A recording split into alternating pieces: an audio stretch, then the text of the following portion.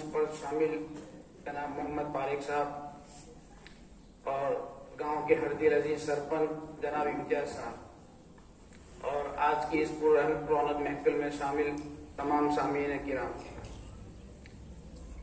तमाम को मैं दिल से अभिनंदन पेश करता हूं और आपको खूब मुबारकबाद पेश करता हूं। भाइयों बहनों, हम और आप बहुत अच्छी तरह जानते हैं कि हमारे इस मुल्क भारत को 1947 में 14 अगस्त को आज़ादी मिली और उसके 2-2.5 साल के बाद 26 जनवरी 1950 में हमारे मुल्क भारत का ये बंधारण, ये कानून तैयार किया गया। भाइयों और दोस्तों, और उसी की मुनासबत से हम हर साल 26 जनवरी को यौम जमहूरिया के तौर पर मनाते हैं और ये हमारे देश के नागरिक होने का हम पर ये हक है कि हम इस दिन को खूब अच्छी तरह मनाएं। इस मौके पर मैं आप लोगों से सिर्फ 2-3 बातें बताना चाहूंगा। आप बहुत अच्छी तरह जानते हैं कि हमारा ये देश, ये मुल्क बड़ी कठिनाइयों से गुजरा है, खासकर जब इस मुल्क पर अंग्रेजों ने हमला किया और अंग्रेज इस पर हावी हुए और उनके कब्जे में ये मुल्क चला गया, तो कितने सालों तक हम उनके मातहत रहते हुए कितनी तकलीफें हम बर्दाश्त की हैं। लिहाजा इस मुल्क को आजाद कराने के लिए हमारे पूर्वजों ने जो कुर्बानियां दी हैं वो हम कभी फरामोश नहीं कर सकते। मैं आपको 2-3 उदाहरण देना चाहूंगा। इसमें सर फहरिस्त मौलाना अबुल कलाम आजाद रहमतुल्लाह अलैह, जो हिंदुस्तान आजाद होने के बाद सबसे पहले शिक्षा मंत्री बने। उनके मुतालिक कहा जाता है, किताबों में हमने पढ़ा कि मौलाना जब अहमदनगर जेल में थे और उनकी एहलिया की तरफ से मैसेज आया, मैसेज से मुराद के खत आया कि मेरी तबीयत खराब हो रही है, तो आप जामीन पर छुट्टी लेकर आ जाएं। तो उन्होंने कहा कि वो बड़े गयूर इंसान थे। उन्होंने कहा कि मैं तुम्हारे लिए इनसे भीख नहीं मांग सकता।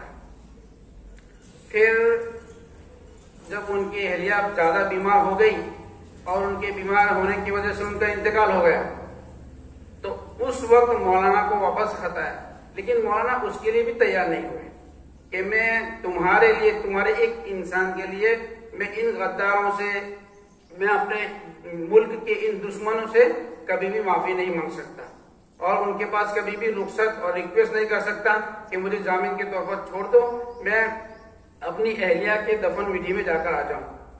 तो दोस्तों, इस तरह के और भी बहुत सारे उदाहरण हैं जो हमारी आंखों के सामने, हम अगर किताबें पढ़ते हैं तो हमें पता चलता है। इसी तरह बहुत से वो हीरो हैं जो इस मुल्क की आजादी में सर फहरिस्त है, लेकिन हमारी आंखों से वो ओझल हो गए, हमें उनके मुतालिक बहुत सारी मालूमात नहीं है। उन्हीं में से एक है मौलाना अताउल्लाह शाह बुखारी रहमतुल्लाह अलैह।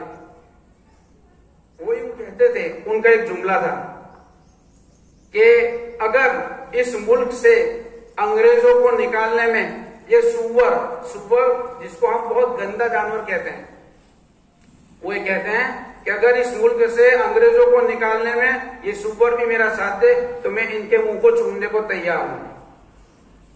यानी वो ऐसे जुमले, यानी ये जुमले हमें ये बताते हैं कि उनके दिलों में इस मुल्क से अंग्रेजों को निकालने की कैसी कुड़न थी। तो मेरे भाइयों और दोस्तों, अंग्रेज को यहां से निकालना था, निकल गए, हमारे बड़ों ने कुर्बानी दे दी। अब मुल्क हमारे हाथों में है, अब ये देश हमारे हाथों में है। हमारे इस देश को आजाद हुए 73 साल गुजर गए हैं। अगर इसके मुकाबले में हम दूसरी हमारे इस मुल्क के अलावा और बहुत सारे मुल्क हैं, उसको कंपेयर करें तो हमें पता चलता है कि हम बहुत पीछे हैं। मेरे जुमले थोड़े सख्त हैं, لیکن میں صحیح کہہ رہا ہوں کہ ہم 73 سال میں اتنا آگے نہیں بڑھ سکے جتنے بہت سارے ممالک آگے بڑھ چکے ہیں. اس کے لیے ایک ادہرن میں آپ کو دوں گا. جاپان میں 2 سٹی ہے، ہیروشیما اور ناگاساکی.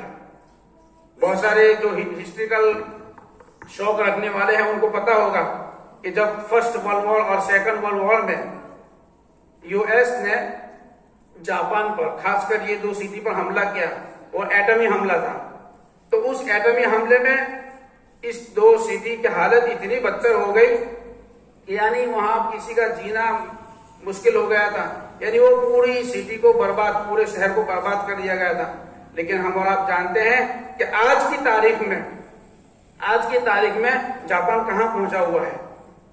اگر آج کی تاریخ میں ان کی ٹیکنالوجی کو اگر ہم دیکھتے ہیں تو شاید ہم یہ اندازہ نہیں کر سکتے کہ آج سے 50 سال پہلے ان کے اوپر ایٹم گرائے گئے تھے، وہ کس طرح کھڑے ہوئے. تو میرے بھائی اور دوستو، قربانی دینی تھی، قربانی ہو چکی. اب ہماری یہ قربانی ہوگی کہ اس ملک بھارت کو ہم کہاں تک لے جائیں، ہم کس طرح لے جائیں. تو اس کے لیے سب سے پہلی جو سیڑھی ہے وہ شکشا ہے. شکشا کے بغیر کچھ نہیں ہے. تعلیم کے بغیر کوئی آگے چل ہی نہیں سکتا. یہ تو حقیقت ہے، اور قرآن نے بھی اس کی دعوت دی ہے. اقرأ بسم ربک الذی خلق. قرآن کی شروعات ہی اسی سے ہے کہ پڑھو. اور اس کے لیے ہمارے آقا پیغمبر صلی اللہ علیہ وسلم نے اپنے صحابہ کو اس کی تلقین کی تھی. وہ اس کی ریکویسٹ کرتے تھے کہ نالج حاصل کرو، نالج کے بغیر کوئی آگے بڑھ نہیں سکتا. تو میں اس یوم جمہوریہ کے موقع پر آج کے اس ہونے والے پروگرام میں اور جناب محمد طارق صاحب کا میں بہت بہت شکریہ ادا کروں گا کہ انہوں نے مجھے 2 بول بولنے کے لیے موقع دیا گیا. میرے چھوٹے بھائیوں بہنوں، میں آپ سے دل سے ریکویسٹ کرتا ہوں کہ اس اسکول کو اپنے لیے بہت اہم سمجھے، ایجوکیشن کو اپنے لیے بہت اہم سمجھے.